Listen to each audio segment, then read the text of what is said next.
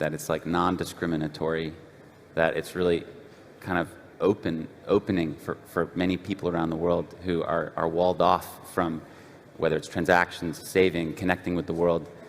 What is your perspective on this idea that like Bitcoin is for everybody?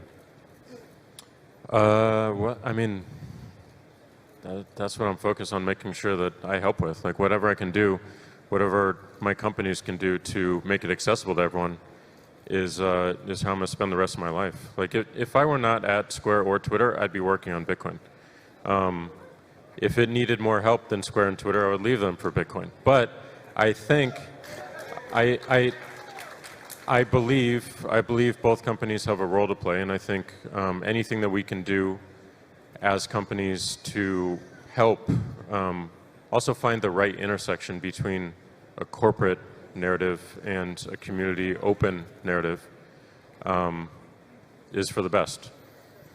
The theme for today is banking the unbanked. As you all know, probably there's billions of people around the world who are either completely unbanked or they're underbanked. Yet the mobile phone is growing at a remarkable pace. So even in countries like Ethiopia and Sudan, you now have 20–25% of the population with a mobile phone. And in the next 5 years, that's going to pass 50%. So we're now in a position where the increase of technology is going to allow more people to come online. And with Bitcoin, it doesn't matter what passport you have or what nationality you are, what ethnicity you are, what you believe in, you can connect to this network. So when we think about banking the unbanked, what's your vision for like what is most important for helping onboard people into this new system? Well, we don't need the banks anymore. And I mean,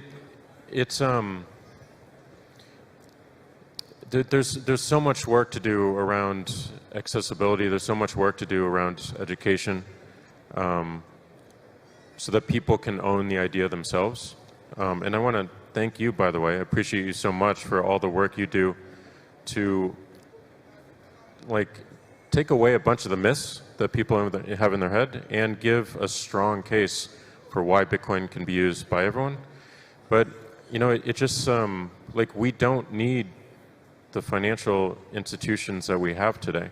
Mm-hmm. We have one that is thriving, that is sound, that is owned by the community, that is driven by the community, that has this incredible and amazing consensus that always manages to do the right thing over time. It's noble, and it's so rare and so unique. So anything that we can do to build it and to protect it, we're down to do.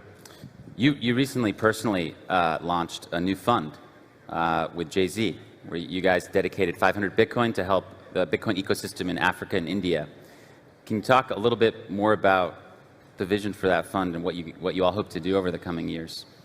Yeah, I mean, I spent November of 2019 roaming around the continent of Africa. I went to Nigeria, I went to Ethiopia, Ghana, and I saw that the #1 problem that entrepreneurs were working on there, and I only met the entrepreneurs, I didn't meet anyone in the government or the media.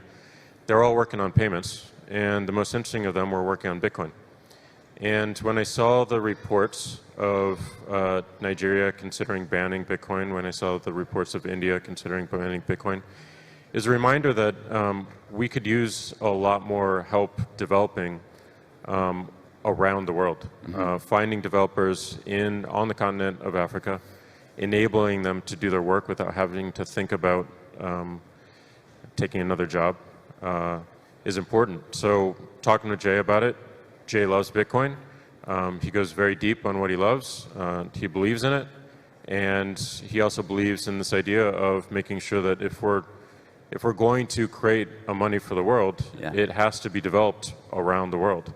And anywhere there are gaps, we should try to fill. So right now, we're trying to find the right board for it. It's going to be a completely separate entity. I have no control or say or direction over it. Once we find that board, they'll hire a lead, and they'll start making grants denominated in Bitcoin. So Jay might have 99 problems, but being his own bank won't be one, huh? He's more than a bank. How, let's speak a little more about that. Nigeria is a country of more than 200 million people. They have a 15% inflation rate. They are, in many ways, closed off from the outside world in terms of fintech payments. How has traveling the world and going to different countries kind of opened your eyes to the global impact of Bitcoin, where maybe people in like Wall Street, Silicon Valley, in London, may not be seeing? Like, what are they missing when they say there's no social value to Bitcoin? Like, what do you think they're missing? I mean, they're missing everything. They're not getting out of New York. They're not getting out of the country. They're not talking to people. Go to Nigeria for one day and see the struggle that people have to put up with their government and with their money. And go to Ghana, that has a bunch of transplants from all over the continent, and you witness the same thing every single day. Go to India, and you see the same. Yeah, my advice is they should try living on like the Sudanese pound for like 6 months, and then come back and tell us that Bitcoin's not useful. And I think they'll get a little reality check there.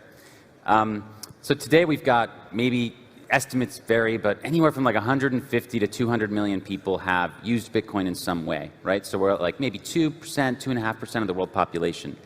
I believe we're going to 1 billion people by 2025, certainly by the end of the decade. And when you have so many more people on-ramping into the system, we're probably going to have a situation where the fees on the main chain of Bitcoin are going to get pretty high in fiat terms.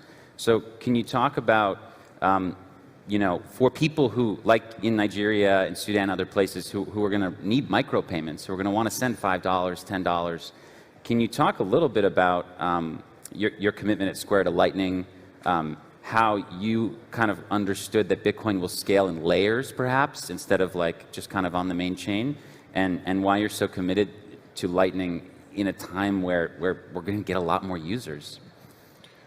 Well, I mean, exactly. I mean, that's why I'm committed to Lightning, is because this is going to be used by more and more people. And, my belief in Bitcoin, it's an amazing asset, but my belief is the internet needs a native currency. We need to be able to transact with this every single day. And everyone around the world needs to transact with it every day. So the only reason Square got into Bitcoin is to that end. It's not just to be an exchange. And that's why we don't deal with any other currencies or coins, because we're so focused on making Bitcoin the native currency for the internet. So it's